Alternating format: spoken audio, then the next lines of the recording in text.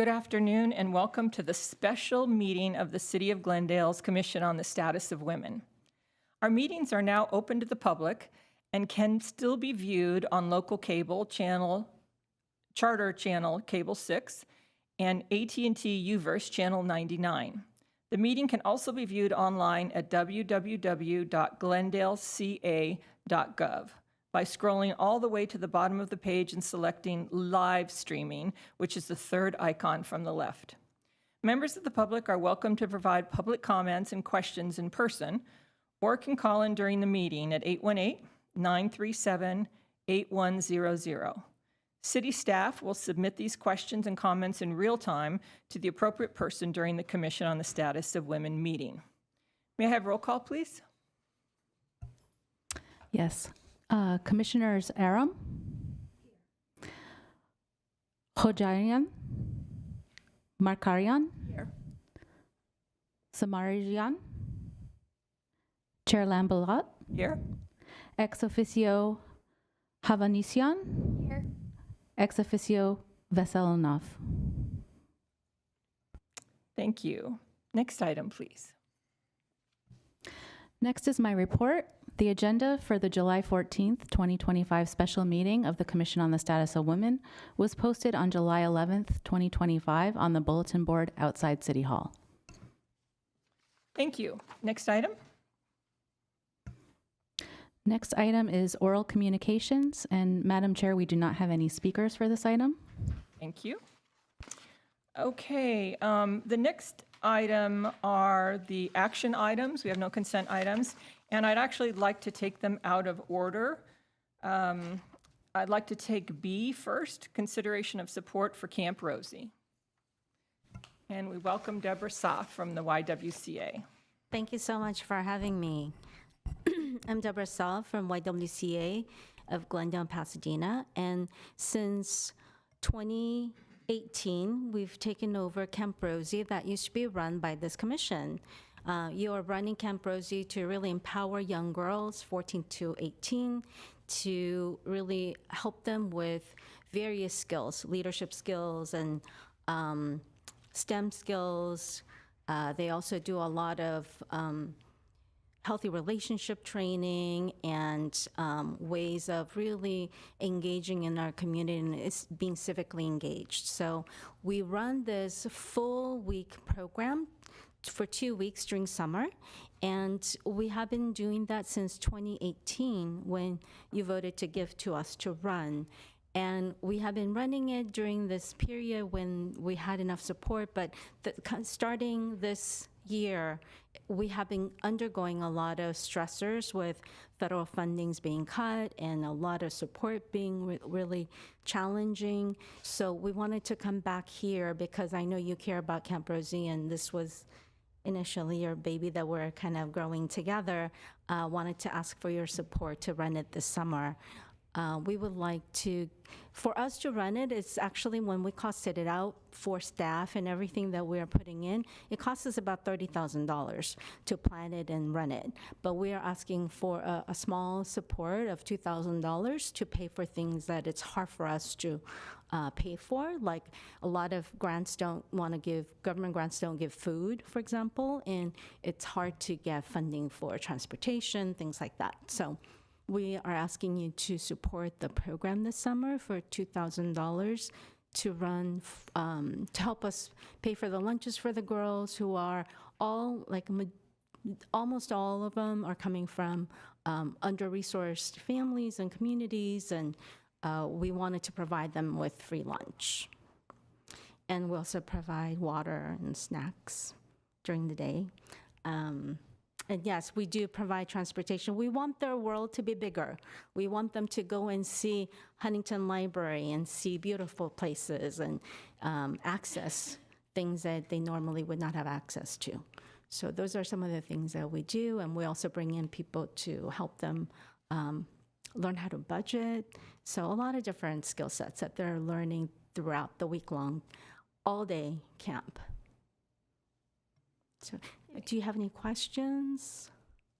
I would just like to comment that, yes, the commission did run and support Camp Rosie for many years. I believe Seroptimus International of Glendale actually gave seed money originally too, early on, and it's been kind of a staple of the community for a long time. I know there were some years where it wasn't held, but since the Y has taken it over the last several years, I know you've had a lot of attendees, and it's something that is really valued by the girls and the community.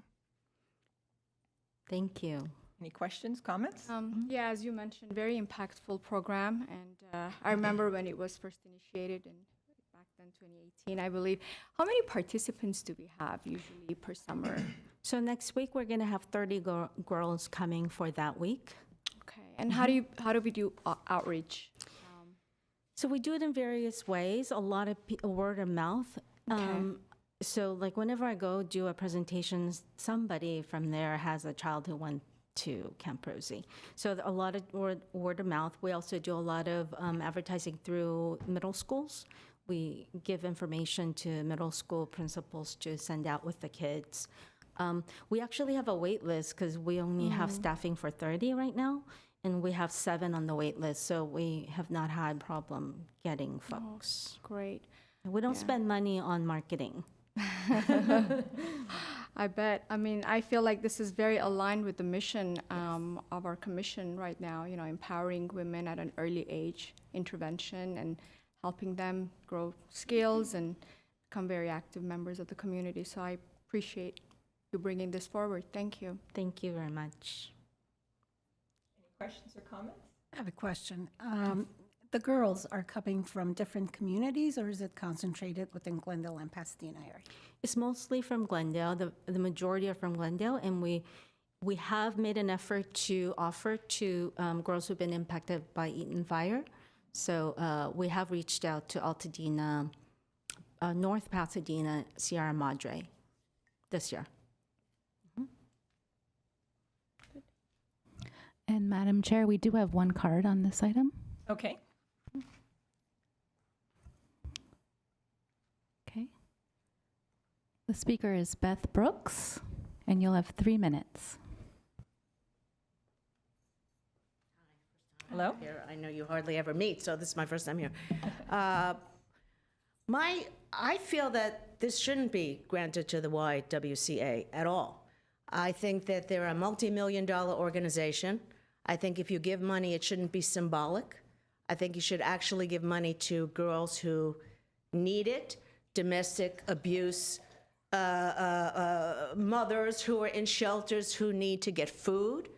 This organization, again, is a multi-million-dollar organization who spends, actually, I investigated, 54% of their expenses go to salaries versus the YWCA USA, 34% of their money goes to salaries. I don't think this is the organization that should get any money. I'm sorry. They have a lot of sources of money. You have to decide whether you're giving money to people who really need it or you're giving money to make a statement. And I don't think that this commission should be giving money to make a statement. I think you should actually give money to girls and mothers, and especially abuse victims who need that money. This $2,000 is to make the commission, I'm sorry to say, look good. You know, look, we support the camp, we support the campers. The 2 highest earners in the YWCA make more than $150,000. They can write a check for $2,000. You don't need to do this. Find girls and women who really need this $2,000. I've been a city council meetings talking about the homeless and women who are living on the streets. Those women need your $2,000. These girls, no matter how noble this is, this will be a message that you are spending money on programs that are not necessary, but that look good. And I really, really, really think, excuse me for saying, it's a little bit obscene.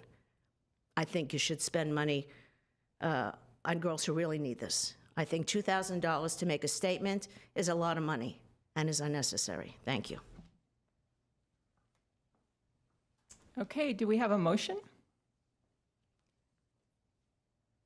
As you're aware, I cannot make a motion unless I pass the gavel, so that's why I'm looking to you. I'd like to move this agenda item. Can you be more specific?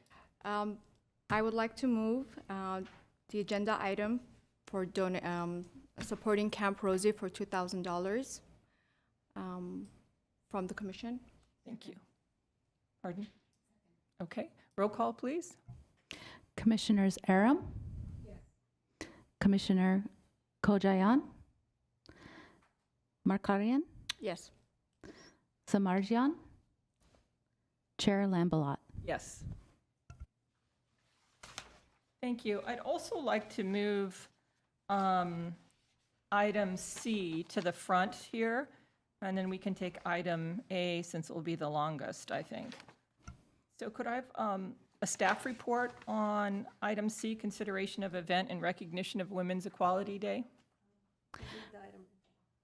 Okay. Action item 6C, consideration of event in recognition of Women's Equality Day. 1, motion to appoint an ad hoc committee of up to 2 commissioners to assist in planning a Women's Equality Day 2025 event in collaboration with Management Services, and to approve a not to exceed amount of $15,000 from donated funds specifically earmarked for this purpose. Chair Lambalot, staff respectfully recommends that the Commission on the Status of Women provide direction regarding an event for Women's Equality Day that is set to take place on September 10th, 2025, and consider appointing 2 commissioners to co-plan the event together with Management Services. Women's Equality Day, observed annually on August 26, marks the anniversary of the certification of the 19th Amendment, which granted women the right to vote in the U.S.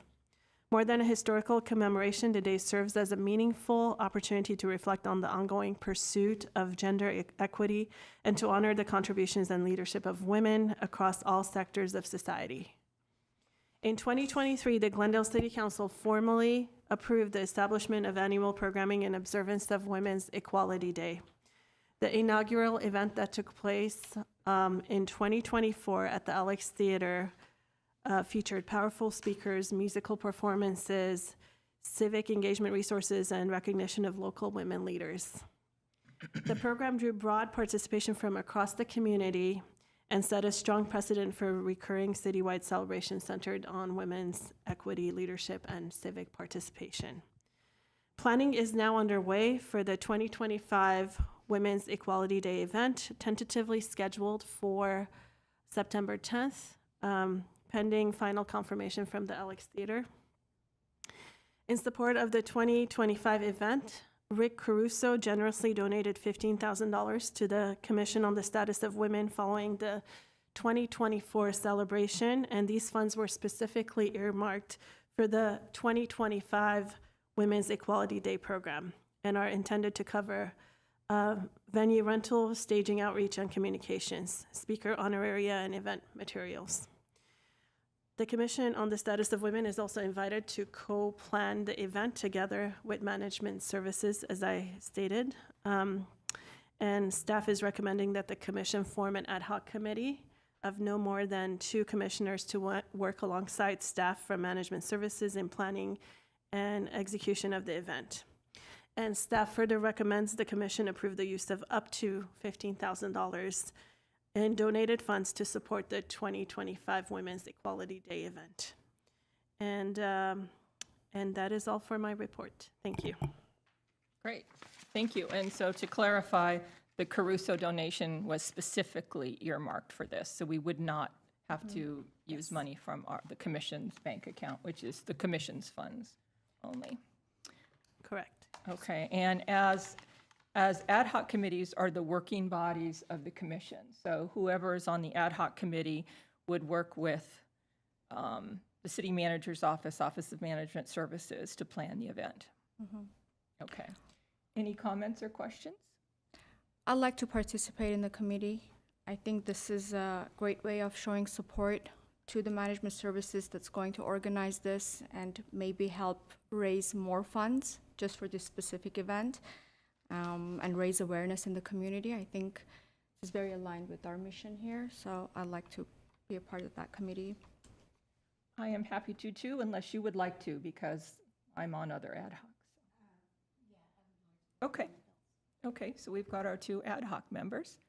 And if any of the student ex officios want to participate, you're welcome to. Yes, I would definitely love to. I think that last year's Women's Equality Day event was amazing. There was a lot of opportunities to network, and I think that it's a great opportunity for us to do it again so that we're open to new opportunities. And as well didn't you in the give future. opening remarks last year? Yes, I did. Fortunately, I missed it. My mother had a terrible health scare, so the day before, so I missed it. But it was, by all accounts, a great event. So, looks like we have our ad hoc committee. We need a motion Yes. for the funds as well as for the ad hoc committee members. Okay. A motion and a second. I'd like to make a motion to move with this item on the agenda to utilize the $15,000. I would like to make a motion to move this item on the agenda to utilize the $15,000 that were donated by Mr. Caruso and specifically earmarked for this event, in order for us to schedule an event on September 10th of this year. Would you like to also make a motion for the ad hoc committee to nominate the ad hoc committee members? And the ad hoc committee members, currently we have discussed the members of ad hoc committee are Romila Markarian and myself, Carmen Aram, and we will be working with management services assigned individuals in order to bring the project together. In addition, student ex officio, Natalie. In addition, yes, Natalie, our student ex officio, will also be helping us with this event. So the motion is for the appropriation of the up to $15,000 funds from Caruso's donation, as well as the appointment of Commissioners Markarian, Aram, and ex officio Commissioner Hovhannissian to the ad hoc committee to work on this programming. Correct, nicely done. Yes. You have a second? I'll second that. Okay, roll call, please. Commissioners Aram, Yes. Khojayan, Makarian, Samarjian, and Chair Lambalot. Yes. Thank you. Next item, please. Next is 6A, legislative update. 1, motion providing direction on state legislation. Okay, I think Dr. Abajian will read the staff report. Since there are 7 bills for discussion, my thought would be to take them one at a time and vote on them one at a time, so it doesn't get all, you don't get all mixed up. And we may not have the same position on each one, so if nobody has any objection to that, I'd like to take them one at a time. Yeah. Okay. Yeah. And I'd like to also emphasize that our options, if you look at our options, the alternatives are to provide support for some or all of the bills. And by that, Dr. Bajian, if you could confirm, what would happen is that they're then put before City Council, who can vote whether to accept our support. And if the City Council supports the bill, then a letter is sent to the author of the bill. The letter is sent to the state legislature to show support for the To bill show from our support. city. Okay. We also have the option of not recommending, not supporting a bill, taking the affirmative action to say we don't support that bill, or we can also make no recommendation either way if we don't have enough information or need to abstain or whatever. So those are the options we have. Or any other option one could come up with. Okay. If you could proceed with the staff report, please. Yes. During the May 2025 meeting of the Commission on the Status of Women voted to support 4 bills. Since that time, additional bills have been published on the California Women's Legislative Caucus priority list that might be aligned with the Commission's legislative platform and may warrant consideration for support. And today, I will be presenting on these outstanding bills and ask the commission to vote.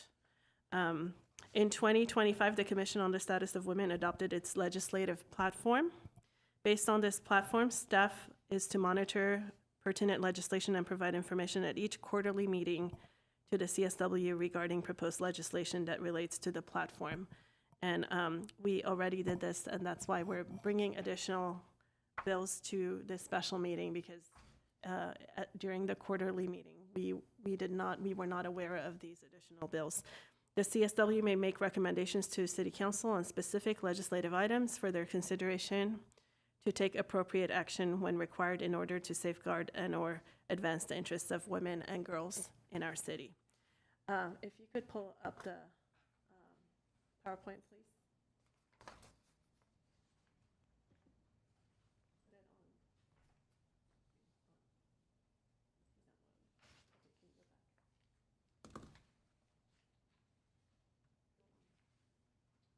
Okay. The legislative platform of CSW focuses on the following priorities: women in the workplace, women's health, women's safety, women in the budget, women in the military and military families, and women in post-secondary education. This platform is essentially used to evaluate the bills and make a recommendation to council.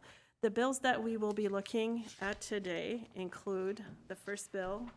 We can take a look at the PowerPoint, is AB 432. It's the Bauer-Cohen bill, which is the Menopause Care Equality Act. This bill would require mandatory continuing medical education for certain providers in a course in perimenopause, menopause, and postmenopausal care. The status of this bill is that it is in the Senate Committees on Business Professions and Economic Development, Education, and Health. The second bill, AB 495, is the C. Rodriguez Bill, Family Preparedness Plan Act of 2025. This bill aims to strengthen and expand legal protections for families in the event of deportation actions and would expand the type of person who is authorized to execute a caregiver's authorization affidavit to include a non-relative extended family member and grant them the same rights as given to guardians to authorize school-related medical care. The status of the bill is that it is in the Senate Committees on Judiciary and Human Services. The next bill is AB 788, the Quirk-Silva Bill on Rehabilitation and Safety for Incarcerated Women. This bill would create, within the Department of Corrections and Rehabilitation, the Division of Female Programs and Services to be led by a director, meeting specific qualifications to be responsible solely for female adult institutions and community facilities housing female offenders. The following bill, again, this bill is in the Senate Committee on Public Safety. The next bill is AB 836, the Stefani Bill on Midwifery Education Landscape Analysis. This bill would require funding for a statewide analysis to map the landscape of midwifery education and explore solutions to expand and diversify the midwifery workforce. The bill is currently in the Senate Committee on Health. Next are the bills that originated in the Senate, California Senate. SB 75, the Smallwood Cuevas Bill, Women Prison Apprenticeship. This bill would launch a rehabilitation pilot in Los Angeles, Alameda, and San Diego counties by January 1st, 2028, and would provide incarcerated individuals access to pre-apprenticeship training in the skilled construction and building trades until January 1st, 2032. The bill is in the Assembly Committee on Labor and Employment. SB 258 is the next bill. It's the Wahab Bill on Justice for Disabled Spouses. This bill would remove the spousal exception from the current definition of rape, where the person is incapable of giving legal consent because of a mental disorder or developmental or physical disability. The status of the bill is that it is currently in the Assembly Committee on Public Safety. The final bill, SB 271, the Reyes Bill, Transforming Higher Education for Student Parents Through Essential Financial Childcare Support Services. This bill will require each California State University and California Community College and request each University of California Financial Aid Office, Childcare Development Center, and Basic Needs Center to refer student parents to local resources to inform them on available services and resources. The bill is in the Assembly Committees on Higher Education and Human Services. We also have our legislative person from the city, Kira Ross, who would be able to answer any questions, any further questions on the bill. And we have her on WebEx. So if we could. There is Kira for Hi, any Kira. questions. Hello. Welcome. We have two new commissioners here today that you haven't met so far, so I'd like them to introduce themselves to you. Hi there, I'm Romella Markarian. Very nice to meet you. Nice to meet you. Hello there, my name is Carmen Aram. Nice to meet you. Nice to meet you. And it occurs to me, I have a question. One thing that we don't usually do is one option is we can take a vote to watch the legislation and continue to monitor it. As we go through these, can you advise us if that isn't feasible? For instance, if there's a vote on the bill, before our next meeting, which would be in a month, so that watching it wouldn't be workable? Yeah, you could watch any of the bills at this point in the Okay. session, but you're going to weigh in on a bill. This is about the last point in time that you can before they go on a month-long recess. Okay. Okay. So we had talked about taking them one at a time and opening them for discussion and questions one at a time. So do we need a further report on Bill AB 432? No. You're welcome to take each bill and ask the questions that you have to Kira. And the meeting packet is obviously provided information and backup for each bill. So that can also be obviously used as a basis for questions. So on AB 432, I would just like to weigh in and say two things. One is it certainly tracks our mission to provide the best life we can for women, and that's obviously spot on there. And two, I think menopause and perimenopause has been given short shrift for a long time. It's been sort of shied away from, I think, by companies, by legislatures, et cetera. So I'm in favor of that bill. Yeah. Next question. I agree. I think this has to be part of education by the provider. It's not something that every woman will bring up, but they have the right to be educated. And so I absolutely think this is an amazing bill to be approved. Yeah. Well, reading this, one thought that I had was that why should all medical professionals from different specialties go through additional courses in order to become more familiar with the menopause and perimenopause issues that women have? Should this not be sort of concentrated among the OBGYNs and family practitioners? That's my personal thought. Can't help but think that way. Kira, can you comment on that? I think from my thought, from a layperson standpoint, is that menopause can affect many of the body's systems. And so perhaps that's why the wording is that all medical professionals. But we'd like your input on that, please. So my understanding is that the bill is actually limited to general internists, family physicians, obstetricians, gynecologists, cardiologists, endocrinologists, and neurologists, whose patient population is composed of 25% or more adult women under 65 years of age.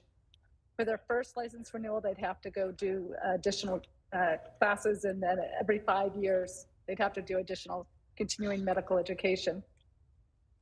Okay, that's very specific. Thank you. That makes more sense. Yeah. Yeah. Okay, so can we make a motion on this particular bill and then we'll move on? I would recommend, it's just a recommendation, that you discuss all 7 bills and sort of get a position and then make one motion at the end. Okay. Okay. Okay. Question, make one motion to pass all or none, or take a Whatever the position? commission decides, we will, staff will be taking notes on the individual votes on each of the bills, and then we can craft one big motion that has the position on all 7 bills. Okay. It wouldn't mean we'd have to take the same position on each bill. It would just be one motion. That was my thinking, that we shouldn't. Yes. Okay, then let's move on to AB 495.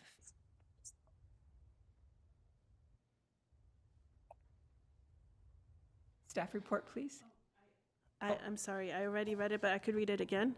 Oh. AB 495 is the Rodriguez bill, which is the Family Preparedness Plan Act of 2025.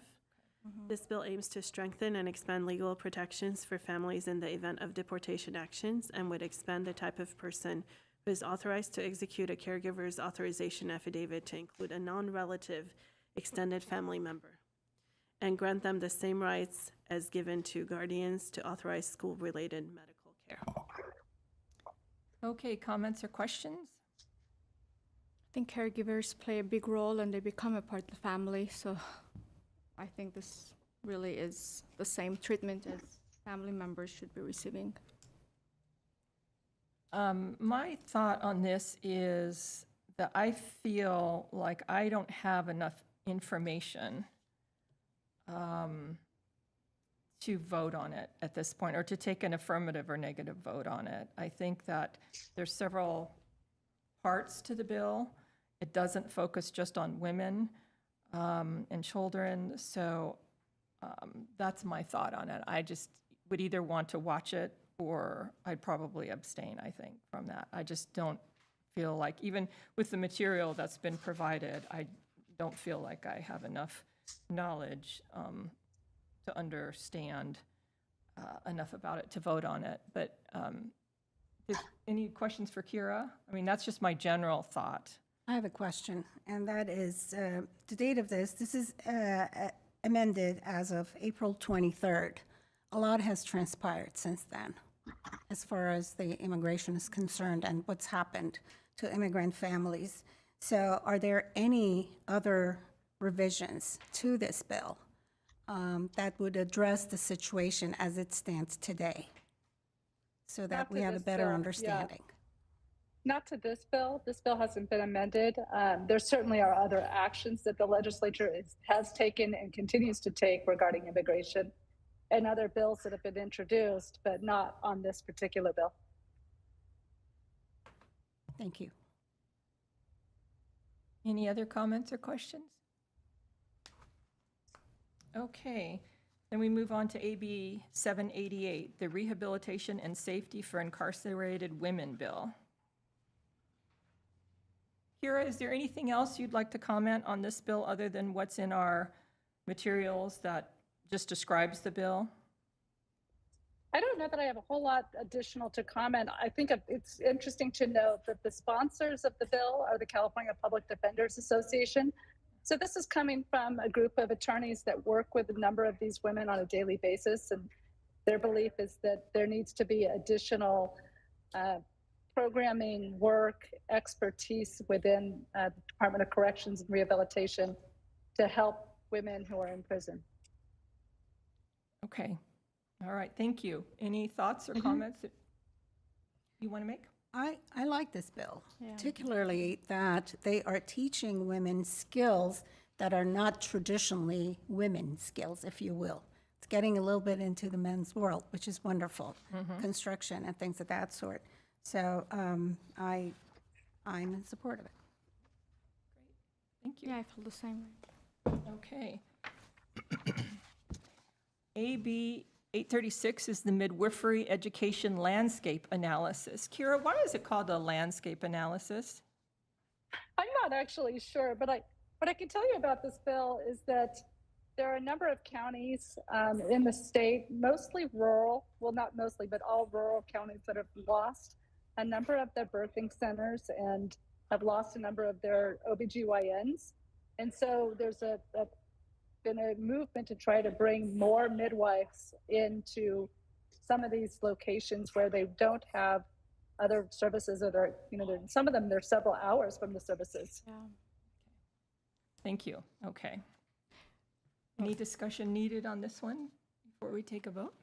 I mean, just understanding the shortage of physicians, especially OBGYNs within our communities. And so I think midwives do play a big role. And I feel this is the physician extenders in a way that we need to have, especially in rural areas, definitely, with the shortage of physicians. Yeah. Yes, several hours away from any medical assistance. Oh, So I'm in support of that. okay. Any comment, or should we move on to the next bill? Okay. All right, now we're at Senate Bill 75. Again, women prison apprenticeships. Launch a rehabilitation pilot in Los Angeles, Alameda, and San Diego counties to provide incarcerated individuals access to apprenticeship training in the skilled construction and building trades. I think we want to change their lives, and what a way to show them how to, the professionalism and workforce and the apprenticeship that they would need to make a change in their lives and be a good society member. So this education is absolutely necessary. Yes. My previous comments were about this, actually. That's why I was kind of looking at you. Okay. I think I mixed them up, but I'm in support of both anyway. Okay. Anything else before we move on? All right. SB 258, Justice for Disabled Spouses, would remove the spousal exception from the current definition of rape where the person is incapable of giving legal consent because of a mental disorder or developmental or physical disability. I'd like to comment on that. I have to say my position on that is also that I feel like I don't have enough information on it. I also note that the ACLU was one of the groups that opposed this bill. I suspect that there are there's a lot of nuances that that may be sort of entwined in this bill, and I don't really understand what the consequences would be. So I don't feel qualified actually to vote on it. Kira, do you have anything you'd like to comment on? I was just going to note that the opposition to the bill, the disability rights groups and ACLU have noted that while they share the goal of preventing sexual violence, especially against people with disability, they're very concerned about potential unintended consequences for people with disabilities that might happen because of this bill. Mm-hmm. Questions or comments from the other commissioners or student ex officio?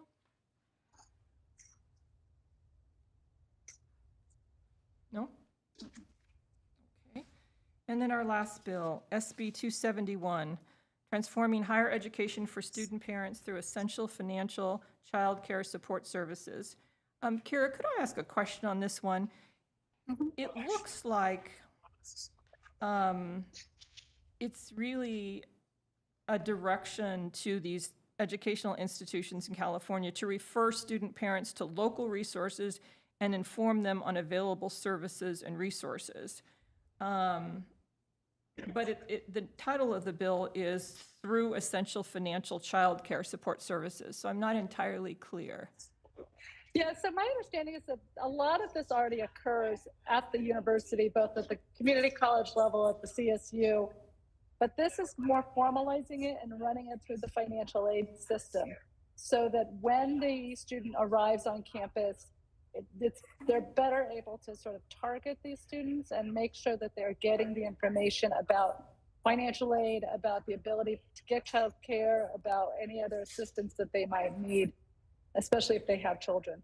So, but a lot of it occurs today, but this is formalizing a lot of it and sort of streamlining it so it's really more effective. It seems almost strange there needs to be legislation to direct colleges to this, but okay. I thought we were already doing that, but maybe it's not in a formal way, they want to make this, like a Yeah. very formal, mandatory kind of, yeah. Well, thank you for the clarification. Would this take away any dollars from the other students who are in need of financial aid? I don't think so, because typically these types of programs are pretty specialized and you have to qualify. So if you are getting financial aid or free childcare, they just give them more, I think, exposure to the programs that are out there. I think it's just providing information, correct? It's not really giving them any financial support except just information, like resources. Right, yes. And I would suspect that part of that is obviously the deadlines to apply, which I think could be a problem for a lot of people who aren't familiar with or don't have parents or siblings who went to college, so this is all new to them. Okay, any questions for Kira before she leaves? Thank you so much, really appreciate this. This is always great when you appear. Thanks so much. Sarah?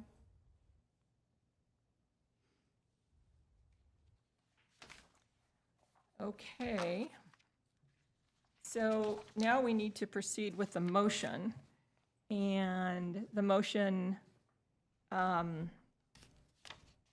should encompass all of the bills, is your recommendation. You may vote on all the bills that you agree on and then take Let's do it that the way. other bills one at a time. Okay. All right, so is there, actually, why don't I just make the motion, because I've been taking notes. I'll give you the gavel so I can make the motion. Good. Okay, so I move to request that to approve support for the following bills and recommend city council support. That would be AB 432, Menopause Care Equality Act, AB 788, Rehabilitation and Safety for Incarcerated Women, AB 836, Midwifery Education Landscape Analysis, SB 75, Women Prison Apprenticeships, and SB 271, Transforming Higher Education for Student Parents Through Essential Financial Child Care Support Services. We need a second. Yeah, I support the bills you just mentioned. Second, okay. All righty. Roll call, please. Commissioner Aram? Kojayan? Makarian? Yes. Samarjian? And Chair Lambalat. Yes. Okay, then that leaves two bills we have remaining to vote on. AB 495, Family Preparedness Plan Act, and SB 258, Justice for Disabled Spouses. Do we have a motion on those? I would like to move the motion SB 258 and what was the other one?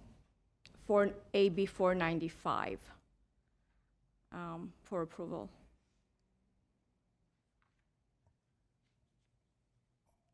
Do we have a second? Or No,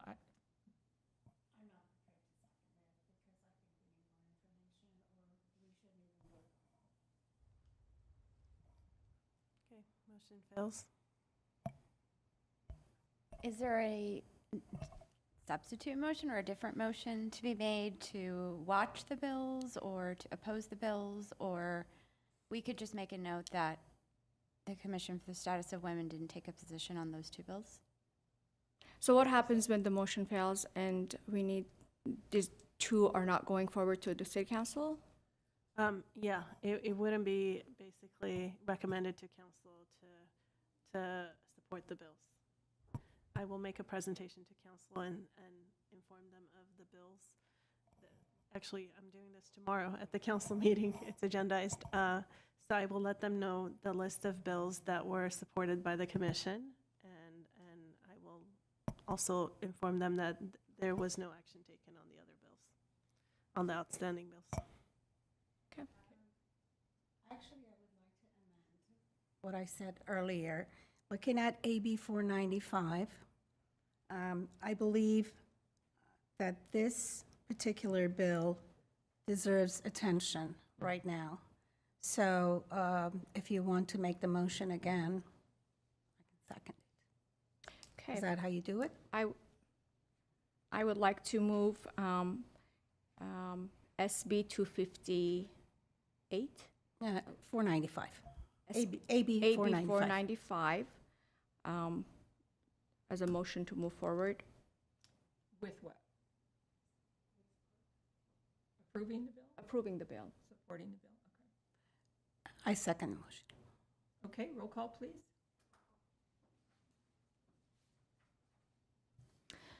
Commissioners Aram, Yes.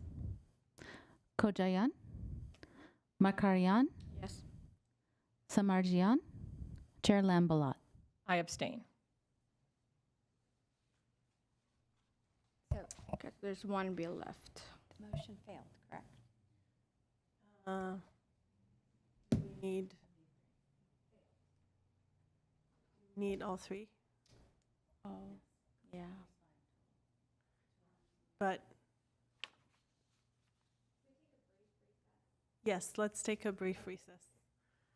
But the chair has to call the recess. Okay, we're going to take a brief recess. 2 minutes, thank you.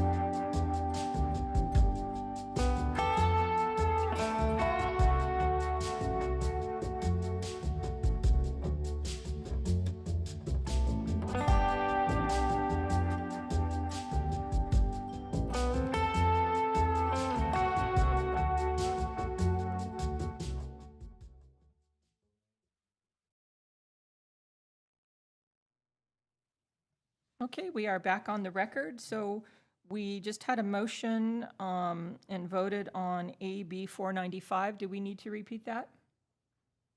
Okay, And the motion passed. the motion passed, 2 out of 3. Okay. And then the last the last bill to consider is SB 258, Justice for Disabled Spouses. Is there a motion on that one?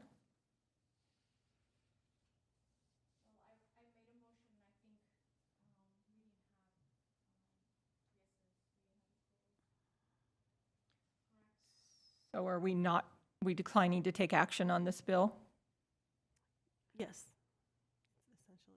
unless there's a motion? Does this have to come back after, or? No. No. No, unless there is a motion and a second, the roll call wouldn't move forward, so. Okay. if I there's- second the motion.